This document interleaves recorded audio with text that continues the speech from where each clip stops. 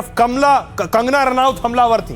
कंगना ने देखिए जरा पोस्ट कर दिया है, पोस्ट में इस जनरेशन की तुलना गटर से कर दी है। और कंगना ने जब प्रदर्शन करने वाले और जनजी की तुलना गटर से की तो हंगामा खड़ा हो गया। लंबे घमासान के बाद संसद में पेपर लीक पर बहस हुई। बड़े बड़े मंत्री और सांसदों ने छात्रों के भविष्य को लेकर इस मुद्दे पर बयानबाजी और वार पलटवार किए, लेकिन छात्रों के सवाल से ज्यादा गर्म चर्चा गौमूत्र और गटर वाले बयान पर होने लगी। प्रियंका गांधी ने गौमूत्र वाला आरोप लगाकर नया बवाल शुरू कर दिया, तो बीजेपी की सांसद कंगना ने चर्चा से पहले ही गटर वाला तीर चलाकर नया सियासी बवंडर खड़ा कर दिया। लेकिन इस तरह का जो इनका संवेदनहीन स्टेटमेंट है उसकी हम कठोर निंदा करते हैं। कंगना रनौत जी को अब उनके पार्टी वाले ही ज्यादा नहीं पूछते हैं, ज्यादा सीरियसली नहीं लेते हैं उनको। तो आइए अब आपको बताऊं कंगना रनौत ने आखिर कहा क्या है उनका गटर वाला बयान। कंगना रनौत कह रही है ये पीढ़ी जिम्मेदारी उठाए बिना बस आजादी का दिखावा करती है। मैं इन्हें गटर जनरेशन या गटर छाप कहती हूं।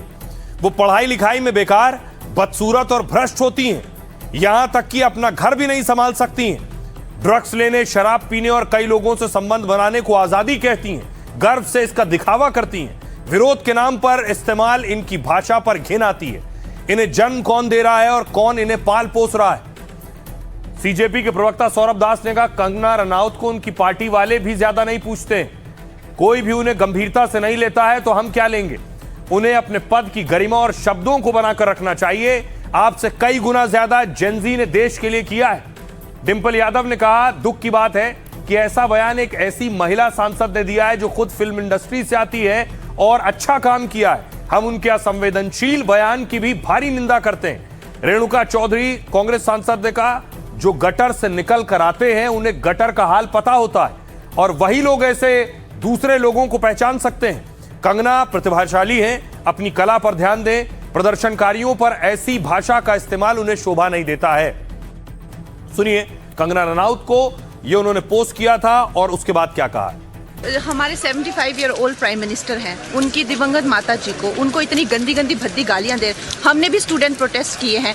इतना हमें संकोच होता था, इतनी शर्मिंदगी होती थी कि हमें कैमरा में दिखाया जा रहा है, आगे एक स्टूडेंट को करके हम अपनी मांग रखते थे। कौन स्टूडेंट प्रोटेस्ट का हिस्सा नहीं बने। ये किस तरह के स्टूडेंट हैं और किस तरह की अश्लील बातें हैं, किस एंगल से ये लोग स्टूडेंट लगते हैं। आज इनके जो भी आगे चल के सुप्रीम कोर्ट के लॉयर्स होंगे या लॉयर्स होंगे, क्या इनके माँ बाप अफोर्ड कर पाएंगे। इनके खुद की तो हैसियत नहीं है अफोर्ड करने की। हम जानते हैं कि हमारा हिंदुस्तानी समाज कैसा है। उनकी बेटियां ऐसे इतनी गंदे गंदी भाषा में बात कर रही हैं, समाज में उनकी क्या इज्जत रह जाएगी और उनको किस तरह की विपरीत परिस्थितियों का सामना करना पड़ेगा। It's very sad कि such kind of statement is coming from a member of parliament who has worked in this industry, जो बहुत ही अच्छा काम करती है, लेकिन इस तरह का जो इनका संवेदनहीन स्टेटमेंट है उसकी हम कठोर निंदा करते हैं। कंगना रनौत जी को अब उनके पार्टी वाले ही ज्यादा नहीं पूछते हैं, ज्यादा सीरियसली नहीं लेते हैं उनको। तो हम लोग भी क्यों सीरियसली ले। मुझे नहीं लगता जेन जी में या जेन अल्फा में या कोई भी यंगर जनरेशन में उनको सीरियसली कोई लेता है या उनकी बात सुनता है।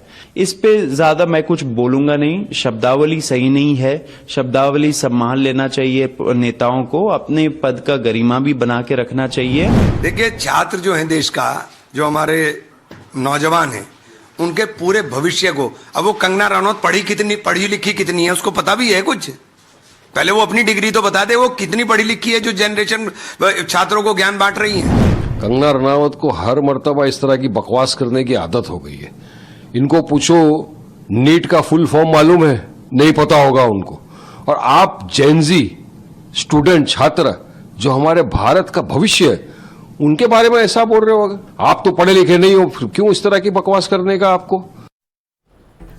तो कंगना रनौत जेनजी पर यह सवाल उठा रही थी। तो आइए अब आपको बताऊं देश में कितने जेनजी हैं और देश की संसद में कितने जेनजी हैं। सबसे पहले देखिए जरा, देश में जो जेनजी की संख्या है वो करीब 28 करोड़ है। 28 करोड़ जेनजी आबादी है, कम नहीं है। कुल आबादी देश में, कुल आबादी का 27% जेनजी है, यानी सबसे बड़ा वोट बैंक इस वक्त जेनजी। संसद में देखिए जेनजी 5 सांसद हैं, यानी संसद की स्थिति के हिसाब से 1% लोकसभा में। और कौन कौन से सांसद हैं जेनजी? पुष्पेंद्र सरोज, उम्र 27 साल, कौशाम्बी से सपा के सांसद हैं। इसके अलावा अगला नाम है शांभवी चौधरी, 27 साल उम्र है, समस्तीपुर से एलजेपी सांसद हैं। अगला नाम है प्रिया सरोज, 27 साल की है, यूपी के मछली शहर से समाजवादी पार्टी की सांसद। और संजना जाटव, 28 साल उम्र, राजस्थान के भरतपुर से कांग्रेस सांसद हैं। सागर खंडरे, 28 साल है उम्र, कर्नाटक के बीदर से कांग्रेस सांसद हैं। तो ये जेनजी का हाल है जो संसद में है, कम संख्या है लेकिन देश में बड़ी संख्या है। प्रधानमंत्री ने जेनजी के आंदोलन के बाद एक टास्क फोर्स बनाई, लेकिन पीएम मोदी ने जो टास्क फोर्स बनाई उस टास्क फोर्स पर प्रियंका ने बड़ा हमला किया और सवाल उठाए। फ्रेंड्स, पेपर लीक ये कोई मामूली विषय नहीं है। फास्ट ट्रैक कोर्ट के लिए विभागों को निर्देश दिए थे। श्री नरेंद्र मोदी ने यह टास्क फोर्स बनाई। ये जो 6 तस्वीरें आप देख रहे हैं, जिसे आप देख रहे हैं, ये है वी कामाकोटी। जो ये 6 लोग हैं, इसमें वी कामाकोटी साहब जो देख रहे हैं, प्रियंका गांधी ने वी कामाकोटी पर सवाल उठाए। संसद में इन्हें गौमूत्र एक्सपर्ट बता दिया। देखिए, संसद में पेपर लीक संशोधन बिल पर चर्चा में खूब आरोप प्रत्यारोप हुए। इसी दौरान प्रियंका गांधी ने गौमूत्र एक्सपर्ट का भी जिक्र कर दिया। उन्होंने कहा, कमेटी से क्या होगा, एक कमेटी में तो गौमूत्र विशेषज्ञ भी हैं। प्रियंका का इशारा आईआईटी मद्रास के डायरेक्टर वी कामाकोटी की ओर था। वी कामाकोटी परीक्षा सुधारों के लिए बने टास्क फोर्स के सदस्य बनाए गए। वो 2001 में आईआईटी मद्रास से जुड़े और 2022 में संस्थान के डायरेक्टर बने। जनवरी 2025 में उनके एक बयान ने विवादों का तूफान खड़ा कर दिया था। उन्होंने गौमूत्र पीने से 15 मिनट में बुखार गायब होने का दावा किया था। साथ ही उन्होंने गौमूत्र को एंटी बैक्टीरियल और एंटी फंगल भी बताया था। कामाकोटी के दावों का वीडियो सोशल मीडिया पर जमकर वायरल हुआ था। तब से कांग्रेस उन्हें लगातार घेरती है और उन्हें गौमूत्र एक्सपर्ट बताती है।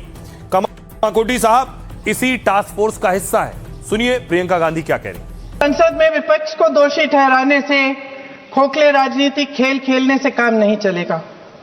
आप जेन जी का भरोसा वापस जीतना चाहते हैं तो नए नए एंगल से, अपने फोन से नए नए वीडियो बनाने से नहीं होगा।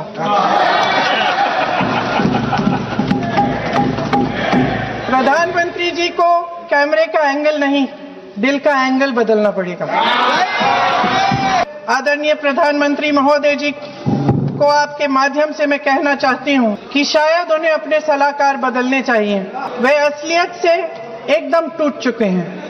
नई नई कमेटियां बनाने से काम नहीं चलेगा।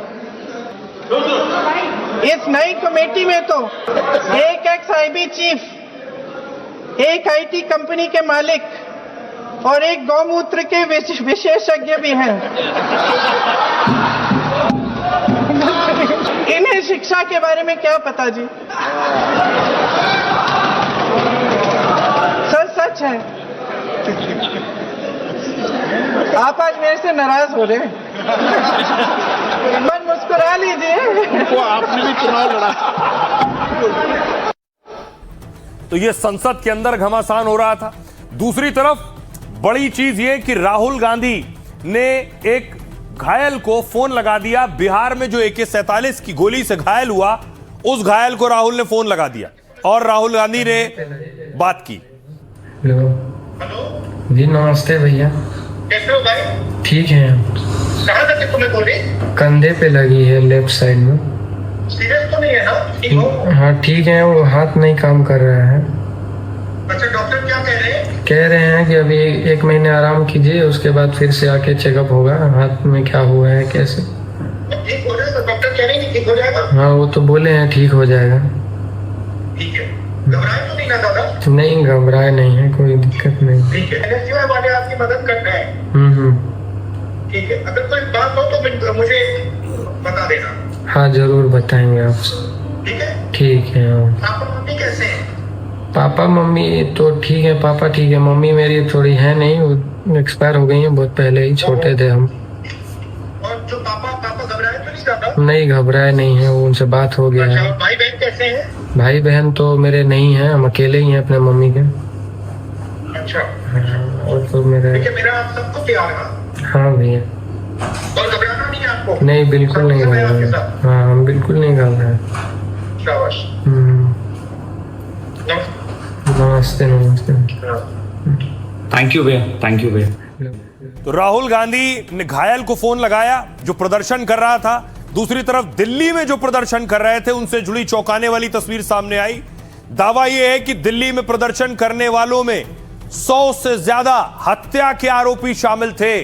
कल मैंने आपको बताया था कि 2800 उसमें अपराधी थे, इन 2800 में 100 से ज्यादा हत्या के आरोपी थे। जंतर मंतर पर रोज नए खुलासे हो रहे हैं। पैलेट गन से जुड़ा क्या खुलासा हुआ, देखिए। पैलेट गन के इस्तेमाल को लेकर विवाद लगातार बढ़ता जा रहा। दावा किया गया है कि इसका इस्तेमाल कनॉट प्लेस इलाके में हुआ। पैलेट गन के इस्तेमाल को लेकर सीआरपीएफ की जांच चल रही है। इस बीच पुलिस की डायरी सामने आई। डायरी एंट्री से नया खुलासा हुआ। 20 जुलाई को इस्तेमाल की डायरी एंट्री 22 जुलाई को की गई एंट्री, यानी जो डायरी 20 जुलाई वाली थी 22 जुलाई को उसमें एंट्री की गई। इसमें एंटी राइट गन यानी एआरजी के इस्तेमाल की बात मानी गई है। लिखा है इसके इस्तेमाल के निर्देश किसी और ने नहीं, डीसीपी रैंक के अधिकारी ने दिए थे। यह भी लिखा है कि आरएएफ ने एंटी राइट गन का इस्तेमाल 2 बार किया है। सूत्रों के अनुसार जंतर मंतर इलाके में आरएएफ की एक कंपनी तैनात थी। कंपनी की तैनाती डीसीपी के साथ कानून व्यवस्था संभालने के लिए थी और इसी दौरान डीसीपी ने प्रदर्शनकारियों पर बल प्रयोग का निर्देश दिया। रिकॉर्ड के मुताबिक आरएएफ ने 55 नॉन इलेक्ट्रिक शेल का इस्तेमाल किया, साथ ही 15 electric shell, 5 tear smoke grenade भी इस्तेमाल किए गए और इसी दिन वहां तैनात आरएएफ ने एंटी राइट गन से 2 राउंड फायर किए। बताया जा रहा है कि एंटी राइट गन से प्लास्टिक पैलेट इस्तेमाल हुए हैं। भीड़ काबू में करने के लिए एंटी राइट गन को कम घातक माना जाता है। इस बीच पुलिस ने दावा किया है कि प्रदर्शन के दौरान हत्या आरोपी भी थे। बड़ी बात, दिल्ली पुलिस का दावा है प्रदर्शन में 101 हत्या के आरोपी शामिल थे। प्रदर्शन में आए 2873 लोगों का क्रिमिनल रिकॉर्ड मिला है। पुलिस ने अपराधियों की पहचान एफआरएस और अन्य तकनीकी माध्यमों से की है। सुनिए इस पर सियासतदान क्या कह रहे हैं।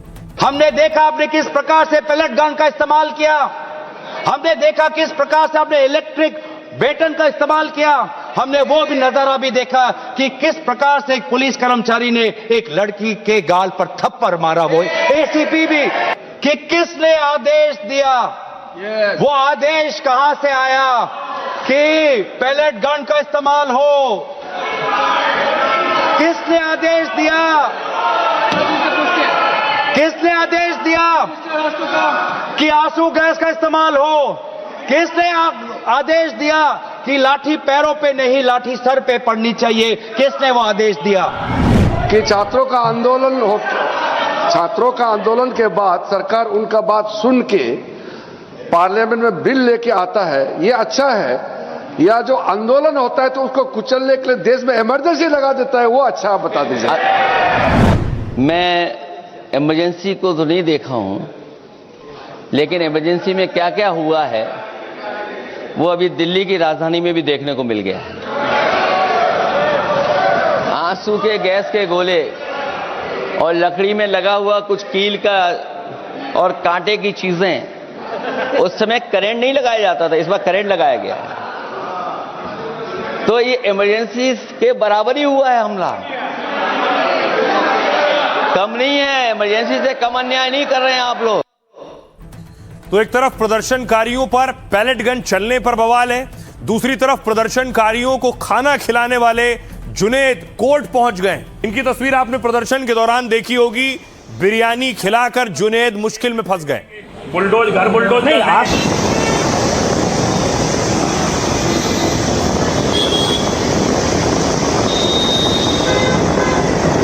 जुनैद की तस्वीरें सामने आई। दीपके के साथ भी, सोनम वांगचुक के साथ भी प्रदर्शन में खाना खिला रहे थे जो भी वहां पहुंच रहा था प्रोटेस्टर।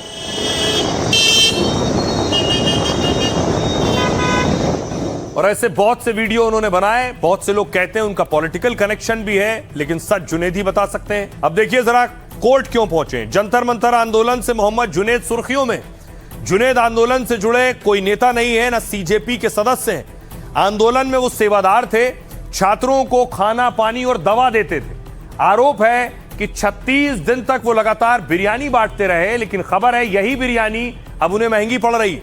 और राहत के लिए जुनैद ने सुप्रीम कोर्ट का दरवाजा खटखटाया है। कहा पुलिस मुझे और मेरे परिवार को बार बार परेशान कर रही है। 2 दिन पहले पुलिस ने मुझे जंतर मंतर के पास से उठा लिया, गैर कानूनी तरीके से हिरासत में लिया, मेरे मोबाइल फोन की जांच की। पुलिस ने पूछा फंड कहां से मिल रहा है और इतना सारा खाना कैसे बांट रहे हो। पुलिस मुझे जबरन देहरादून रोड पर ले गई और फिर वहीं छोड़ दिया। जबकि यूपी पुलिस ने ऐसे सभी आरोपों का खंडन किया है। कहा हमने जुनैद या उसके रिश्तेदारों पर कोई कार्रवाई नहीं की। जंतर मंतर पर खाना बांटने वाले जुनैद गाजियाबाद के रहने वाले हैं। LLB कर चुके जुनैद का परिवार खेतीबाड़ी और कई दुकान चलाता है। जुनैद का परिवार करीब 15 भैंसों की एक डेयरी भी चलाता है। समाज सेवा के काम में कई पड़ोसी रिश्तेदार भी उनका साथ देते हैं। सुनिए जुनैद पर क्या कह रहे हैं सियासतदान। हम लोग साथ खड़े हैं, राहुल जी आपके साथ खड़े हैं, पूरा अपोजिशन आपके साथ खड़ा है, डोंट वरी, बिल्कुल डरिएगा मत। जुनैद के साथ हम सारे लोग खड़े हैं। देश का हर मनपसंद इंसान जुनैद के साथ खड़ा है और जुनैद आप पर हमें फख्र है भाई। आप बिल्कुल डरिए मत, परेशान मत होइए। आपने जो किया है इसको सदियों तक याद किया जाएगा। एक तो ऐसा है कि जो मोबाइल रिपेयरिंग का काम करता है उसने 10-10 लाख रुपया पर डे का खाना भिजवाया, तो कहाँ से फंडिंग हो रहा है? कुछ न कुछ तो है ही है, इसलिए ये उनका सवाल वाजिब भी है, उसकी जांच होनी चाहिए। हम डिमांड करते हैं कि हमारे एक साथी मोहम्मद जुनैद, जिनके पूरे फैमिली को हरास किया जा रहा है सिर्फ इसलिए क्योंकि वो इस प्रोटेस्ट में शामिल थे, उनके परिवार का हरासमेंट बंद हो। हम सॉलिडारिटी देते हैं साथी जुनैद को और उनके संघर्ष में हम रहेंगे लीगल रूप से, शारीरिक रूप से, जब तक ये हरासमेंट खत्म नहीं होता है। तो जुनैद ने आरोप लगाया कि उन्हें पुलिस उठा ले गई। लेकिन दूसरी तरफ खबर यह आई कि प्रधानमंत्री नरेंद्र मोदी का फेसबुक पोस्ट, वो वीडियो जो पहला वीडियो बनाया था छात्रों से बात करने में, जो करोड़ों में गया था, फेसबुक ने उस वीडियो को, उस पोस्ट को डिलीट कर दिया। और उनके फ्रेंड्स, मैं जानता हूं कि पेपर लीक एक कोई मामूली विषय नहीं है। तो यह पोस्ट पीएम मोदी का फेसबुक ने डिलीट किया और कैसे वीडियो हटाने पर फेसबुक फंस गया है। पीएम मोदी ने 23 जुलाई को आधी रात जो वीडियो जारी किया था, जिसे इंस्टाग्राम पर करीब 40 करोड़ लोगों ने देखा था, वही फेसबुक पर इसके व्यूज करीब 16.5 करोड़ थे। लेकिन अचानक फेसबुक ने इस वीडियो को हटा दिया। पीएम मोदी की टाइमलाइन से वीडियो गायब हो गया, जिसके बाद सरकार ने से फेसबुक तक हड़कंप मच गया। फेसबुक की पेरेंट कंपनी मेटा तुरंत मामले को देखने लगी। सूत्रों के मुताबिक पीटीआई ने दावा किया कि यह गलती से हुआ। मेटा ने इस मामले में कहा यह तकनीकी गड़बड़ी से हुआ है। हालांकि सरकार ने मेटा की गड़बड़ी पर तुरंत एक्शन लिया। मेटा की पब्लिक पॉलिसी के ग्लोबल हेड को तलब कर लिया गया। कहा कि यह तकनीकी गड़बड़ी है तो तुरंत इसे ठीक किया जाए। हालांकि पीएम मोदी का वीडियो फिर से टाइमलाइन पर दिखने लगा। इसके व्यूज और कमेंट्स सब उसी तरह से दिखाई दे रहे हैं। दरअसल मेटा पहले एआई से संदिग्ध वीडियो की पहचान करता है। इसके बाद जरूरत पड़ने पर मॉडरेटर उसकी जांच करते हैं। अगर वीडियो नियमों का उल्लंघन करता है तो उसे हटाते हैं। वहीं अगर किसी मामले में कोई वीडियो गलती से हट जाता है तो समीक्षा के बाद उसे दोबारा रिस्टोर कर दिया जाता है। पीएम मोदी के वीडियो को भी इसलिए रिस्टोर कर दिया गया क्योंकि नियमों का उल्लंघन नहीं था, इसलिए मेटा ने गलती मान ली इस पर। सुनिए मंत्रालय के सचिव क्या कुछ कह रहे हैं और क्या कुछ कह रहे हैं अखिलेश यादव। इसमें दो चीजें हैं। एक चीज ये है कि मेटा ने सबसे पहले एक उनका अपॉलॉजी दिया है कि ये गलती से ये प्रधानमंत्री जी का जो पोस्ट है वो हटाया गया, वो स्पीच जो है हटाया गया। ये अच्छा हुआ कि उन्होंने अपनी गलती मानी और अपॉलॉजी दिया। लेकिन जो कारण बता रहे हैं उससे हम पूरी तरह संतुष्ट नहीं हैं और हम उनसे चाहेंगे कि इस बारे में पूरी डिटेल्स हमें दें और ये बताएं कि कैसे ये स्टेप बाय स्टेप कैसे हुआ। बहुत सी चीजें हटाई जाएंगी और बहुत सी चीजें चुनाव तक आएंगी, तो इसलिए आना जाना तो लगा ही रहेगा। वो सोशल मीडिया वो किसके हाथ में है? जिसके हाथ में होगा वो जानता होगा ना कि कैसे लाना है कैसे नहीं लाना है। एक तरफ दिल्ली में जिन छात्रों पर पैलेट गन चले उसको लेकर जांच हो रही है, रिपोर्ट सामने आ रही है। यह कहा जा रहा है कि जो एफआईआर हुई वो एफआईआर वापस ली जाएंगी। दूसरी तरफ दूसरे राज्यों में जो प्रदर्शन हुए, ये कोलकाता की तस्वीर है। कोलकाता में प्रदर्शनकारियों को यहां गिरफ्तार किया गया।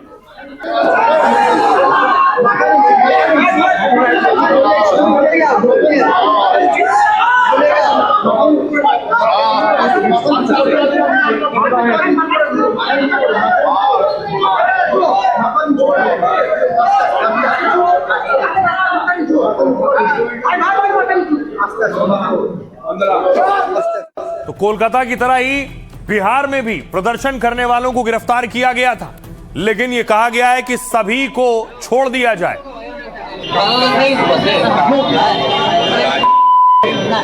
ये वीडियो वायरल है जहां एक प्रदर्शनकारी को गिरफ्तार किया गया तो वो कह रहा है मां तुमने कुछ खाया है, उनसे पूछ रहा है। देखिए जरा अब क्या होगा। बिहार में आंदोलन में शामिल प्रदर्शनकारियों पर कार्रवाई नहीं होगी, साथ ही प्रदर्शन से जुड़े सभी मामले भी पुलिस वापस लेगी। 26 जुलाई शाम 6 बजे से पहले दर्ज सभी मामले वापस होंगे। अगर किसी की गिरफ्तारी हुई है तो उसे तुरंत रिहा किया जाएगा। इनमें से किसी के खिलाफ भविष्य में कोई एक्शन नहीं होगा। इसके लिए सरकार के गृह विभाग ने आदेश जारी किया है।